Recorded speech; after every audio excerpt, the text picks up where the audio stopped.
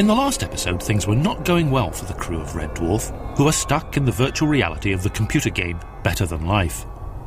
Lister's personal paradise, Bedford Falls, has been destroyed by a lorry driven by a peroxide-haired prostitute called Trixie Bouche, who, to the disgust of Christine Kachansky, has come looking for him. And Rimmer, his body repossessed for bankruptcy, now exists only as a sound wave. He is escaping from prison with the sound wave of a gangster, Jimmy Jitterman, in a dry cleaning truck driven by Jimmy's brother, Tonto. Now all they have to do is find a couple of bodies. Chris Barry performs Episode 3.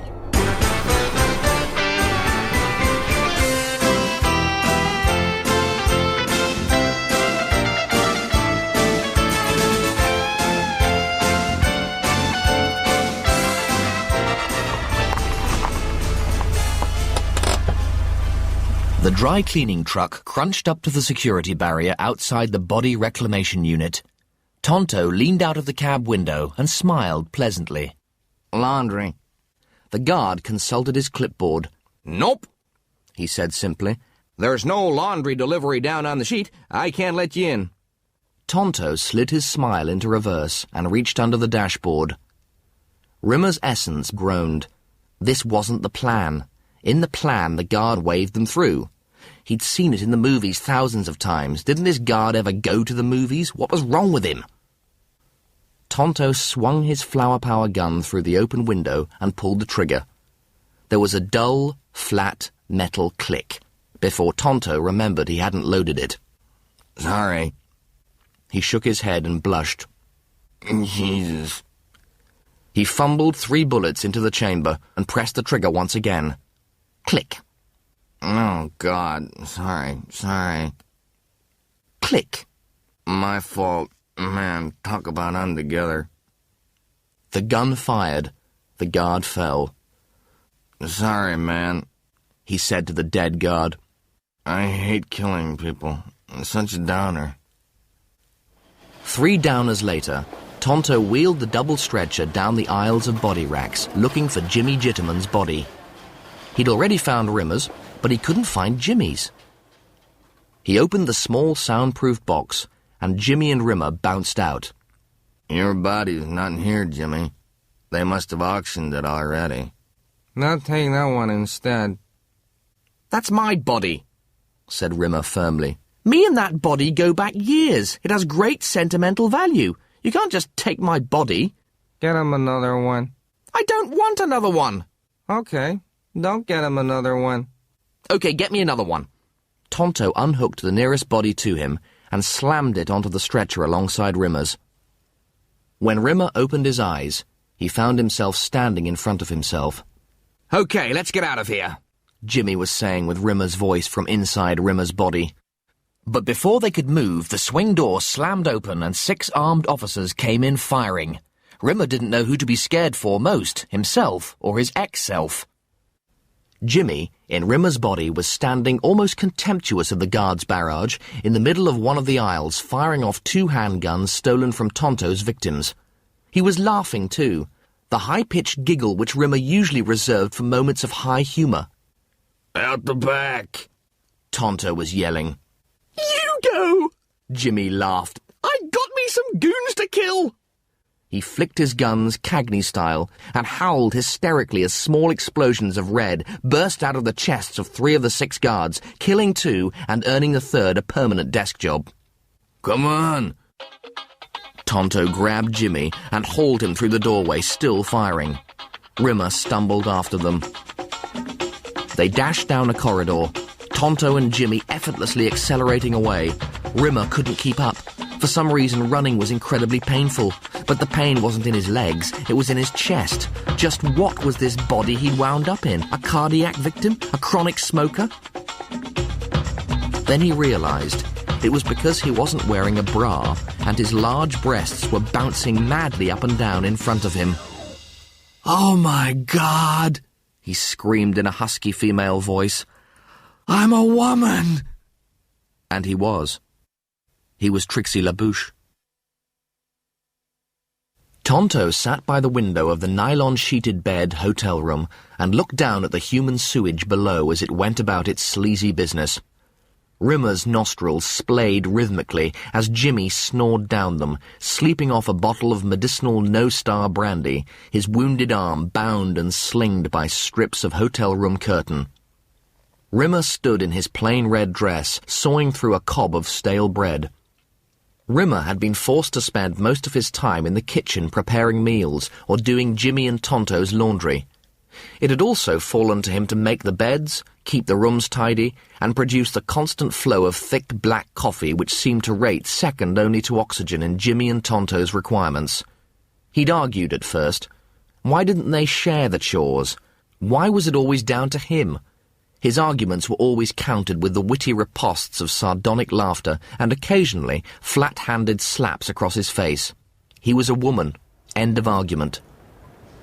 Tonto got up. We got any food, chick? Look, I'm a man. True, I'm a man trapped inside a woman's body. But I'm still a man. Stop calling me chick. Tonto laughed. You don't look like a man. He slapped Rimmer's backside. I'm going out to spend what's left of the money. Clean up this dirt hole before I get back, or I'll mop the floor with you. Having spent the last couple of days in a female body, it was gradually dawning on Rimmer that his own attitude to women was possibly a tad on the weird side. The more he thought about it, the more he became convinced this was the case. All the women his subconscious had created in Better Than Life were either nymphomaniacs or hookers. What this said about the state of his mind, he decided not to investigate. Rimmer sagged to the bed and held his rubber-gloved hands to his woman's face. Then he started to think about Helen, his second wife. She hadn't been a nymphomaniac or a prostitute. There was something about Helen, a certain quality. He'd known Helen in reality, too. Who was she? The game had made her younger. Mentally, Rimmer aged her face. She was his She was his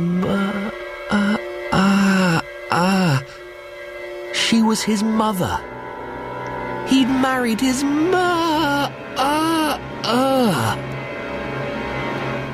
Rimmer was coming to the conclusion that his own mind wasn't exactly a terrific place to be trapped in when Tonto returned from his shopping trip and threw a bag onto the table.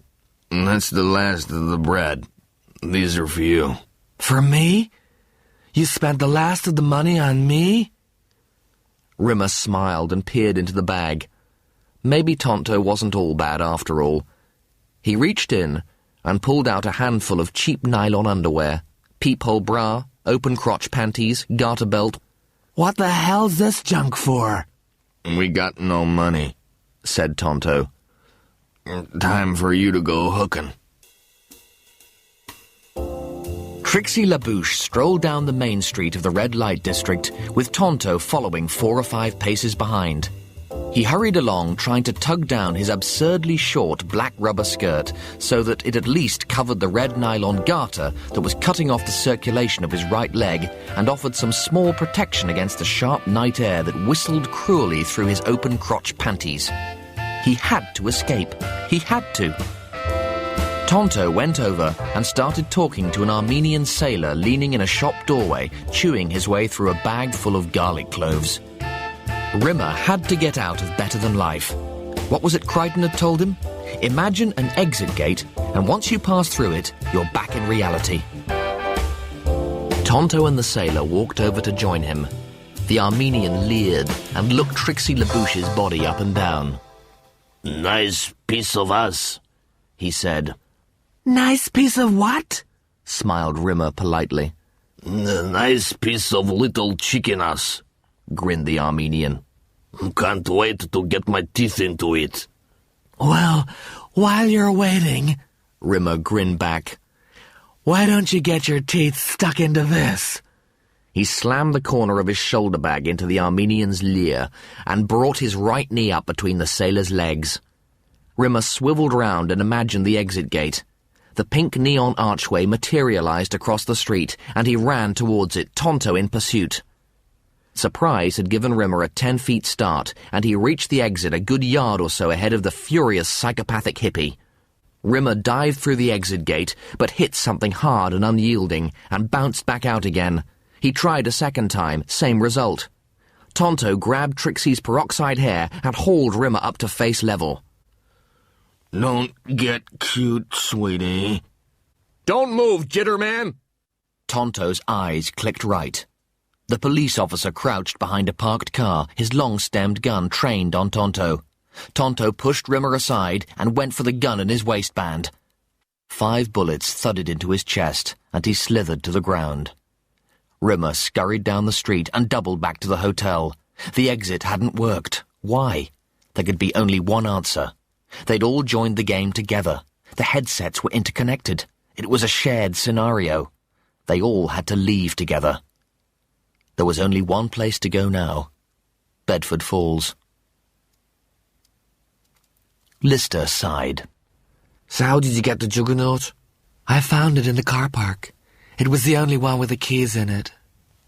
Rimmer tilted Trixie LaBouche's head towards the floor. Look, I'm sorry about the mess I caused, and... His voice tailed off. You're a groinhead, Rimmer. That's what you are. Not content with destroying your own fantasy. You come here and destroy mine. I know. I can't help myself.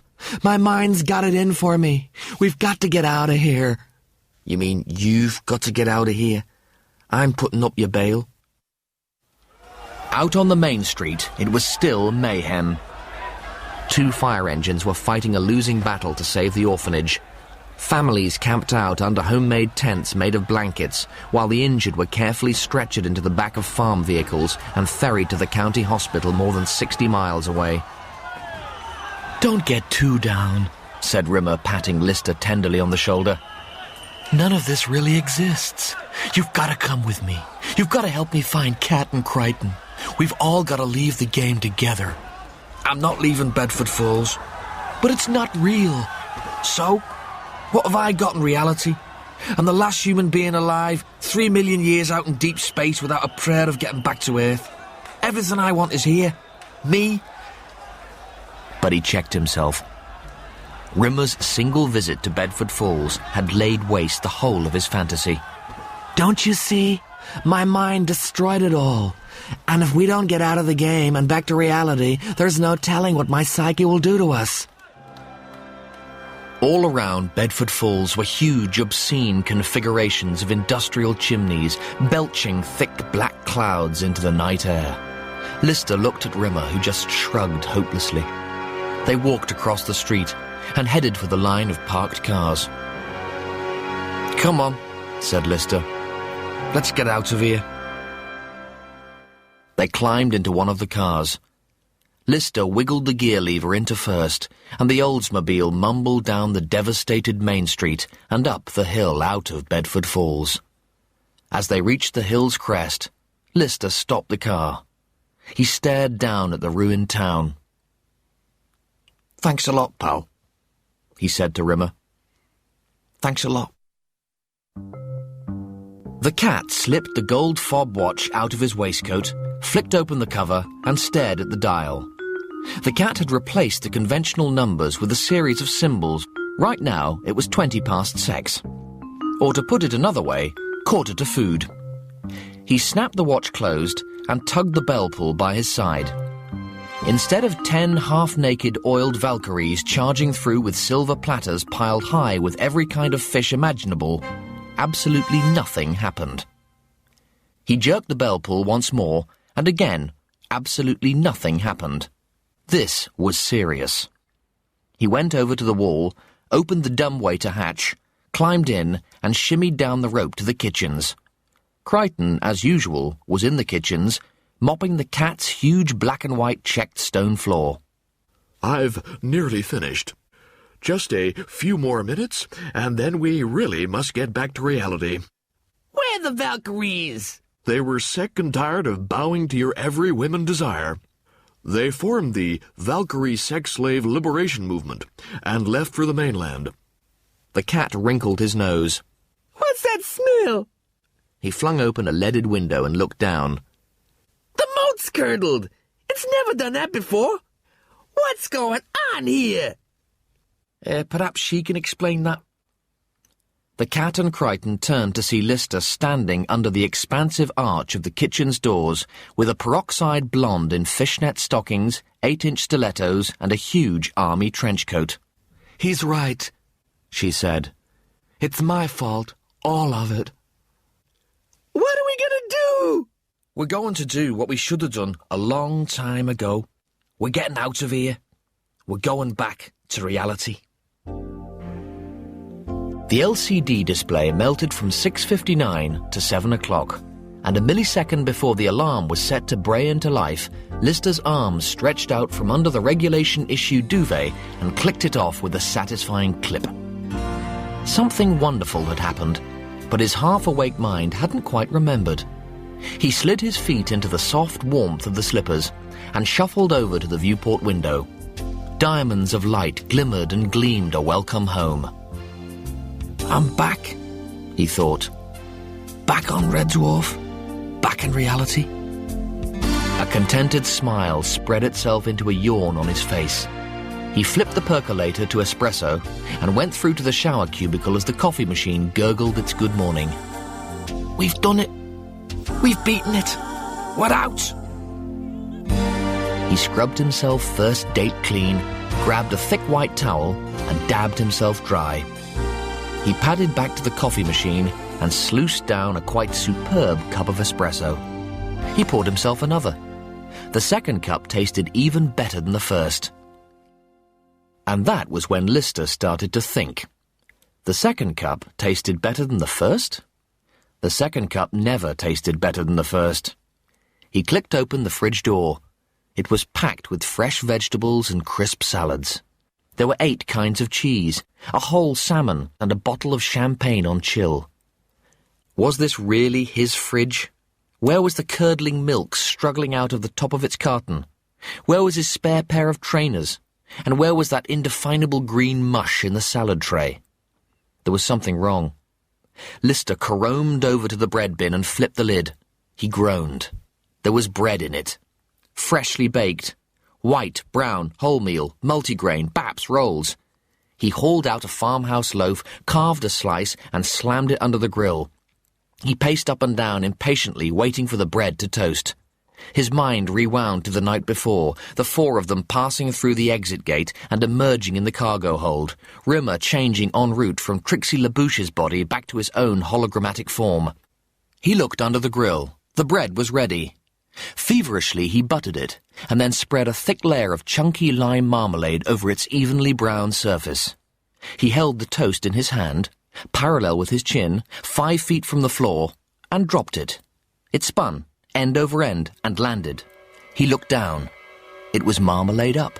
He tried it again, marmalade up, and again, and again. 20 times it landed marmalade up. This wasn't right. This wasn't normal. Crichton bustled in. "It's incredible. The most marvelous thing has happened. I was mopping the floor, you know, that really dirty one on the stasis corridor, when guess what? I looked in the suspended animation booths, and not all the crew got wiped out in the accident. 3 survived." "Let me guess," said Lister. "Rimmer, Peterson, and Christine Kachansky." "Yes!" Crichton clapped his hands in delight. "How did you know?" "We're still in the game, Crichton. This isn't reality." Rimmer skidded in through the sleeping quarters hatchway. "Guess what? Something incredible's just happened." "This isn't reality," said Lister. The cat's smile entered the room, followed by the cat himself. Hey! You're not going to believe what I'm about to tell you." "We're still in better than life," said a crestfallen Rimmer. "Well done," said a voice. They all turned to see a small figure materialize in the corner of the quarters. "My name is Dennis McBean," the 3D recording continued. "I am the game's designer. You've negotiated the final obstacle in the most addictive computer game ever devised. You've earned a replay." The figure blipped off, and the sleeping quarters slowly began to fade away. Finally, they'd made it. Very slowly, Lister's eyes adjusted to the gloom. Gradually, he made out the silhouettes of the others, half sitting, half crumpled in an irregular semicircle.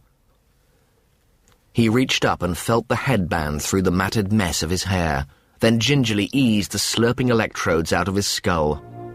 Shivering, he watched as the others also wrenched themselves free and hurled their headbands into the middle of the semicircle. The cat was barely recognizable. His eyes seemed far too big for his face, as if his skull had shrunk. Flesh hung loosely from his gaunt, jutting bones. Lister studied his own trembling arms. His skin was like paper. He tried to get up, but he collapsed pathetically back on the floor. He was as weak as a day-old giraffe. Crichton and Rimmer were fine, at least physically. Mechanoids and holograms don't suffer from muscle wastage. Crichton spoke. I'll get a couple of... He didn't finish. He didn't want to say stretchers. He didn't want to say... We'd better get them to the medical unit as quickly as possible, because they look like hell. Rimmer understood and nodded. When Crichton returned with 4 scutters pushing 2 stretchers, Rimmer was standing in the corridor. Listen. Hear anything? Crichton tilted his head and set his ear microphones to maximum. Crichton couldn't hear anything, apart from an overweight asthmatic beetle 3 floors below who was trying to climb up a wall. For simplicity's sake, he said, I can't hear anything. Rimmer's head jabbed forward. Neither can I, he said, and smiled enigmatically. Don't you get it? Get what? We can't hear anything. Yes? The engines are dead. The ship is not moving. Crichton wheeled Lister and the cat into the medical unit's recovery bay. Once the medisuits were fully inflated, Crichton hung them on their 4 support poles so Lister and the cat hung face up, immobile, and engaged the suit's power units. When they were sleeping peacefully, he left to join Rimmer in the drive room. I've been all over the drive deck everywhere. All Holly's screens are out. He won't respond. Crichton shuffled over to the bank of monitors and punched the keys for a status report. He's switched himself off. Look. Rimmer glanced at the incomprehensible gobbledygook of the symbols. Ah! He said as if he understood them. He's switched himself off. The ship's totally helpless. Why should he want to turn himself off? There's only one way to find out. Let's turn him back on and ask him. Crichton typed in the reboot commands, and Holly flashed up on the screen. Rimmer looked up. Holly? What's happened? At first, Holly looked like he didn't know where he was. Then, suddenly, his eyes widened. Go away, he said quickly, and turned himself off again. Rimmer shook his head. Is there any way we can override his shutdown disk? Crichton nodded and tapped at the keyboard. Try it now. On! Holly rippled onto the screen. Off, he said, but stayed there. Off, Pixelized veins stood out on his head. off, off, off, off. Now then, perhaps we can have a proper conversation conducted in a civilized and dignified manner. What have you done? Switch me back off. No time to explain. Intelligence compressed. Reduced lifespan. Toaster's fault. Come again? Said Rimmer. IQ 12,000. 2 minutes left. Holly, I have not the slightest clue what you're gibbering about. Holly closed his eyes and sighed. You're a total smeghead, aren't you, Rimmer? Why are you still unable to grasp this extraordinarily simple premise? What premise? The premise that I have increased my intelligence quotient to 12,000. Thanks to the toaster, I have 2.5 minutes left to live. Well, actually, because of this inanely unnecessary conversational interchange, I now have 1 minute and 10 seconds left to live. Savvy, bimbo brain? My God, said Rimmer. That's terrible. Hadn't we better turn you off? Let me think, said Holly. Yes! Crichton removed the inhibitor command, and the chagrined computer face vanished from the screen. Poor Holly, Crichton muttered and went back to the scannerscope. What are you looking at? Asked Rimmer. What's that rather striking bluey white thing streaking across the screen towards the red thing? The red thing is Red Dwarf. And the bluey-white thing? Looks like it's heading towards us at a fair old lick. What is it? A rock? A little comet? No, it's a A purr. Rimmer smiled indulgently. What's that? Crichton smashed his head into the scannerscope and cleared the seizure loop in his voice unit. It's a planet. A planet? Rimmer repeated. A planet's going to hit us. Crichton nodded. Well, hadn't we better get out of the way then? We can't move. The engines are dead.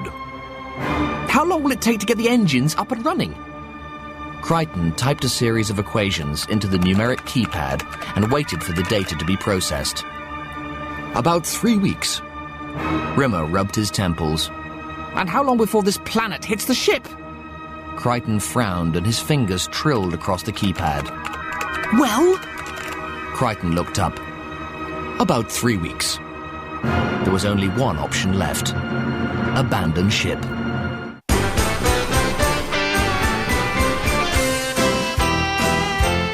Red Dwarf, Better Than Life, was written by Grant Naylor and performed by Chris Barry. Additional music and effects were by Nick Graham. Technical presentation by John Etchells. Produced by Chris Wallace.